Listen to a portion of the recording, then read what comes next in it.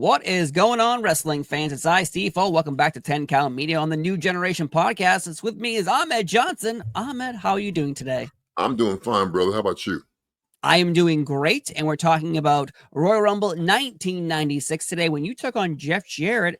In the Royal Rumble, you've been in a few, like the actual 30-man match, and everyone has a different experience. Before we talk about Jeff Jarrett, I want to talk about your experience in the Royal Rumble matches. What is the planning like?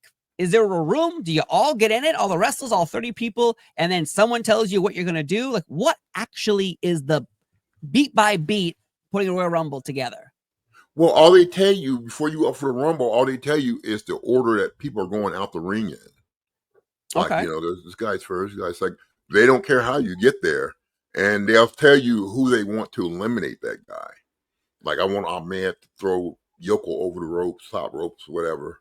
Disqualify Yoko, or anything like that. Okay. But they just all they tell you is who you're supposed to throw over and in what order. That's all they do.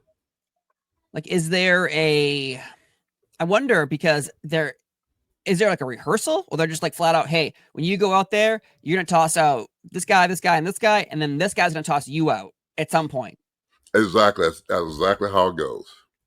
There's no rehearsal. There's no calling the match or anything. It's just, he get eliminated third, and I want Ahmed to eliminate him, and how we get there between me and him. Does anyone, do you know in those Rumble matches who's going to win? Like, you already know that Steve Austin is going to win, or so-and-so is going to win? Yeah. Okay. Yeah, who's going to win. Because it's funny, because the Wrestling Observer around this time, even before this, you just can go to the Wrestling Observer to get your backstage, inside information. In today's world, there's a million wrestling websites that do that. But in the day, it was Dave Meltzer as Wrestling Observer. Were you shocked sometimes to suddenly someone gives you a copy and you're in it, or it says like this, Ahmed Johnson said so-and-so backstage is this, or he said that? Like, how does that information, do you believe, get out? Like, do you know who the moles are? No, you really don't. You don't know who's who. That's why I've never really said anything bad about anybody when I was with the WWF. Yeah. Because, here I was, green as an apple, and I just, all I wanted really was somebody of a senior to come with me and tell me, I'm doing wrong. And Razor Ramon did that for me. Mm-hmm. But, it's, hey, you just go with the flow. I've always been curious to figure out the moles, and like, obviously movies have them and musicians have them. Like, they're everywhere. Magazines for years were based off of just, I'm going to hide like behind a trash can to get a picture of a celebrity. In today's world, like they're everywhere. You can just have a phone and take a picture of you without a giant lens hiding in a bush. Though I always wanted, at least for I can tell you this: whoever the mole was in the office. You think so? Yeah, because we didn't know what was going on until we got there. We didn't know our scripts until we got there. But whoever the mole was, it came out the office. Do you feel like they're paid for the information, or they're just giving it willingly? No, they definitely got paid for it. Okay. Definitely got paid. Yeah.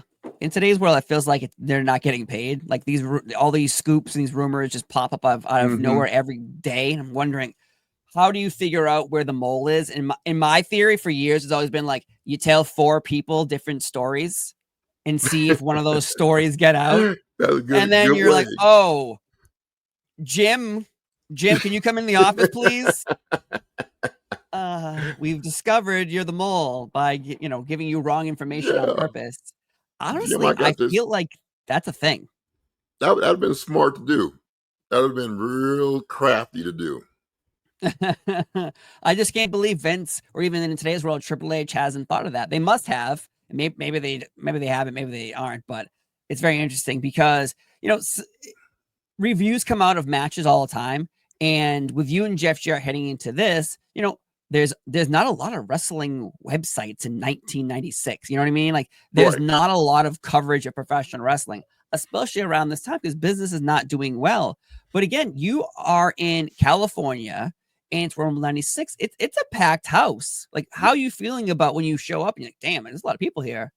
It felt good, man. I mean, I love it. It fueled me when I came out and people were yelling and cheering. It just jacked me up even more, man, to hear that. Because you're on Raws and like local like Saturday morning shows. They're in small arenas and you guys are taping like 8 hours at a time. And I remember going to some of those, not realizing it would be a marathon taping where I would see the next month and a half of Monday Night Raws taped in front of my eyes. A good bargain for a ticket. You know, you buy one ticket, $50 in 1995, 6, and suddenly you're watching 8 hours of wrestling. So Yeah. that's not a bad deal here. So No, not at all. but heading into this pay-per-view, Royal Rumble 96, you've already Survivor Series 95 success. You beat Buddy Landell and in your house because Dean Douglas couldn't compete. You're fighting Jeff Jarrett. So they're really setting you up. You're taking on some big heels here. Yeah. What is your relationship like with Jeff Jarrett? I know you kept quiet backstage a lot, but is there Right. any conversations with each other before this? No. I mean, we None. went over the match and that, you know, we talked and went over the match, but no. Like I said, I was the new guy, so I didn't want to overstep my boundaries. So I kind of, you know, kept my mouth shut back there and then basically did what I would, you know, I would basically let the veterans call the match. Because I mean, Jeff Jarrett been in the business forever. So I let him call the match. And I just did what they, you know, what they said. If it was you know, if it was a senior, somebody who's been in business for a while, I listened and I let them call the match. But if it was somebody, a jobber or something, then I would call the match. Because before this, in 95, before you came into the WWF, Jeff Jarrett left because he was frustrated with creative process with him and the Road Dogg, who was Rhodey at the time. He's just come back a month ago. And so now he's working with you and he loses. And you are the big star here. You know, you're the guy who's on the up and up, and he's just returned, and he's kind of probably going to coast.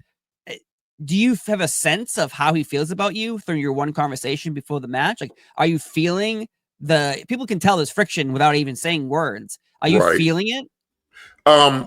Yeah, a little bit. I mean, I felt the fact that, like I said, I was still green. And, you know, and a lot of the veterans, you know, had a problem with that, you know, and working. But I mean, instead of what I didn't like is instead of taking the green guys or the new guys and helping them, most of the guys didn't do that. They just talked behind your back. And, you know, if you had a problem, let me know. But Jeff Jarrett was a hell of a worker, a good worker. And, you know, I basically just did what he said, you know, let him call the match. Because it's interesting because even after this, he again leaves and goes to WCW. So like, there's not a lot of happy memories, I guess, in 96 for Jeff Jarrett, at least here. And he comes back in 97. He has a new gimmick, and then that doesn't work. He goes back to this gimmick, like this cowboy, I got a record deal musician thing is still going on. And it was a great gimmick, you know. I think it was great. I think still to this day people understand and remember that song, you know, spend my days working hard on the go. I could sing it. I'll do it if you want to pay me. Yeah, man. It's just funny to see because you're on the way up and he just got back and then he just eventually leaves again. And he doesn't get pinned either. He hits you in the face with a guitar, and then you know, sell it. It smashes over your head, and he technically lost by DQ. So before we get into that guitar thing, do you feel like you should have pinned him because there is no continuation of the story? No, I didn't feel like I should have pinned him only because, like I said, him being, you know, the veteran, Mm-hmm. And me being the new guy, I didn't think I should have pinned him, and I think it went like it was supposed to go. Okay. Okay. And now next up, what does a guitar feel like smashing through your skull? Brother, if he hit it just right, you'll feel a little bit of it. I'm telling you. Like when he hit me with the guitar, it was so funny because the thing went all through my head and around my neck, The guitar was, I mean, he laid it in there. But yeah, it didn't feel good, I'll tell you that. Because, Jake the Snake Roberts was hit in the head with a real guitar by Honky Tonk Man. And that's what he says started his back issues, which led him down a path of doing things he didn't want to do in life, but he had pain. Right. This guitar is gimmicks. Like you're being hit with a hollowed out guitar, I hope. Do what now? Were you hit with a real guitar or like a hollowed out gimmick No, guitar? it was hollowed out. Okay. It was hollowed out. No, I wouldn't let him do a real guitar. No way. No, that yeah. He So has it was smashed. it was a hollowed out guitar. All right. It was sweet, but you still felt it. Well, yeah, when someone gets hit in the face with anything, I think even someone hits you in the face with a pillow, it still can hurt if someone throws it hard enough. Yeah. So, a guitar to the top of the noggin, I imagine is not doing well. Yeah, like this match definitely, it's a good spot for this match in the Royal Rumble too, because there's not you have singles matches, you have world title matches, but you have the Royal Rumble. So like this is perfect because it kicks off the show, and I guess you send people home happy because you screamed and then you no-sold the gunshot of a guitar shot to the head, and continued on there. But I mentioned earlier Wrestling Observer because it's interesting when you do research on some of these matches, you find some random headlines, and I want to hear your thoughts on this. And this is from January 29th, 1996, in the Wrestling Observer. It says, there were rumblings that Ahmed Johnson and Jeff Jarrett didn't exactly see eye to eye behind the scenes. Johnson is still considered a green and has a reputation for being difficult to communicate with in matches. Now, you've only been there for 2 months. So where do you think this last line is coming from? Has a reputation for being difficult to communicate within matches. Is that a shot at you being quiet backstage? Yeah, I think that's a jab at me being so quiet, backstage and not. It wasn't that I didn't want to communicate with him. It's just that I was soaking up everything I could soak up. Yeah, you know what I'm saying. I mean, here I am, the new guy, and I'm just soaking up everything. I'm not saying nothing because being the new guy is not your place to say anything, especially when you guys been there 15 years, and you've been there 2 months. It's best to let the veterans call it and do what they do. But and a lot of them was jealous of the push I was getting, which I don't blame them. Because if I've been there, 15 years and this new kid comes in and get a push over me, I think I would be jealous too. But that's where a lot of the rumors came from. Yeah, it's interesting because there's that line. And I imagine, so for years out here about the handshake, when wrestlers go into backstage and you go around, and I've never seen this before physically, is everyone goes around like, oh, what's going on? Hey, hello. You're just shaking hands every time you see each other to communicate that, hey, I respect you. Did you observe that etiquette and did you follow it? Or you were like, I have to be quiet. Like, I'm just gonna stay quiet. I just stay quiet. I just stayed quiet. I didn't really know anybody. You know what I'm saying? I didn't have anybody to connect to but Razor. And so I just observed what they were doing and just stay quiet. Unless they spoke to me, then I speak back. And some people took that as arrogant, and it wasn't being arrogant, it was being respectful. Right. I was quiet for a reason, because me being a new guy, what in the hell am I going to tell a veteran? You know what I'm saying? I mean, what am I going to tell a veteran that's been there 14 years and I've been there 2 months? So it's best, you get there and keep your mouth shut and just do what you're told. Right. I can see like both ways, unfortunately, as like if someone sees you quiet, they're like, oh, he thinks he's smug. He was going to talk to me. It's like, no, he's being quiet because he doesn't want to offend you. And then, but they don't see it the way that you're seeing it. They're seeing it. Exactly. He's being quiet. That means he's disrespectful to me because he won't even talk to me. It's like, dude, maybe not everyone wants to talk to each other. Maybe someone wants to sit there and be. It's not everyone has to talk. Exactly. But apparently they thought that. And then this one, there were rumblings that Ahmed Johnson and Jeff Jarrett didn't exactly see eye to eye behind the scenes. Where do you think I don't know. from? We never had an incident behind the scenes, so I don't know where that came from. I mean, people just make up shit, Of course. They're right, but we never had an incident backstage or anything. So I don't know where that came from.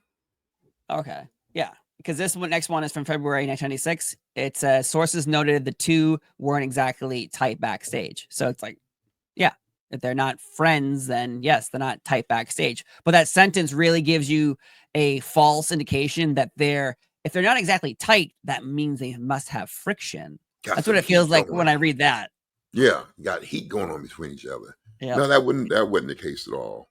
Okay. I mean, I've had reporters come up to me, these writers come up to me and want information from me, and I wouldn't do it. So some of the writers don't like me either because I didn't bow down to their whim. So are you talking about wrestling like dirt sheet kids, like people they came to you and wanted information? Yeah. Interesting. Want information on, do you like this guy? You like that guy? What is this guy doing? What is that guy doing? Brother, I got nothing to say. I mean, if they have a problem with me, the guys and the boys have a problem with me, they have a problem with me. We can solve it one or two ways. We can talk or we can rock. It's up to them. Mm-hmm. But it's funny because I never heard any of these rumors or things until I left. And then I started hearing all these rumors and stuff. And I was like, what the hell is all these rumors coming from? And I found out where most of them were coming from. And it's The Office? Huh? The Office, you said? No. Mark Henry was the one starting all the damn rumors. Oh, really? Yeah, he was one that started most of the rumors going around. And it really cheated me off because, I mean, you got something to say it to me while I'm there. Don't wait till I leave. And here it is 30 years later, you decide to, talk about Ahmed Johnson. And he was difficult. He was this. Oh, Ron Simmons whipped his butt and this and please. Interesting. And 90% of the information he's giving out is lies. I mean, it's just pure lies. But that's where the world goes, brother. Because at this point in time, whoever's talking about you he's not there yet. Like he appeared for a brief moment and then he got injured and he's gone for a long time. So at this point in time in 1996 January, I have no idea who's reporting. They're not tight backstage. Has a reputation for being difficult to communicate with in matches because you've only been there for November, December, and now it's January. You've been here for 3 months. Right. So I don't know who's doing that. If this Mark Henry thing is true, then that's from a different timing because he's not around. Right. He got injured with I think Jerry Lawler in like some weird match or something on TV. But yeah, at this point in time though, you and Jeff Jarrett, because I always would hear a rumor that he hit you in the head with a record, and that started off a relationship that wasn't so hot. What was that situation like? Do you remember you were hit in the back of the head with a record, but is there real glass? Is it not real glass? Like, what do you hit with? It was plexiglass, but the thing, I mean, when they hit me with it, it didn't break and it hurt like hell. And, it was, I mean, I don't know why, they thought to do that, but instead of using a guitar or something, they wanted to use the record thing, which didn't work because he couldn't break it. He couldn't break it over my head. He tried, but he couldn't break it over my head. So strong I head. don't know. Yeah. Yeah, because that's what really sets this match up. Like there's a month ago, he hits you with that. And this time they must have realized, hey, let's do a guitar. Let's not hit him in the head again with a record because that didn't work last time. And I think it smashed his head because that's got to hurt a lot. But Royal Rumble 96 though, again, you you beat Jeff Jarrett by disqualification, and then again, off to the races we go with your push in 1996. So in reality, you know, we talked about last week with Shane Douglas, this week Jeff Jarrett. You know, it's always great to hear your perspective on these wrestlers that shape so many of our minds and memories, because you got to be in the ring and the backstage with them as well. And you know, you said Jeff Jarrett, he's a great worker, great hand. So all in all, we could sing together if you want. Spend my days working. No, we won't do that. But it's unfortunate. My wife will ask me to do something about 10 minutes ago.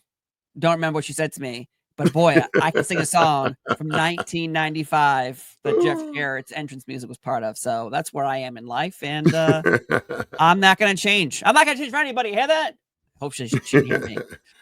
No, but seriously, man, it's always a pleasure talking to you about you the too, new generation era, because talked about Shane Douglas last week, talked about Jeff Jarrett this week, and of course next week we'll talk about more of your relationships, professional wrestlers, new generation era. But I've been Steve Fall. He's Ahmed Johnson. Have a wonderful day, folks, and we'll see you next time. Bye-bye. Peace out.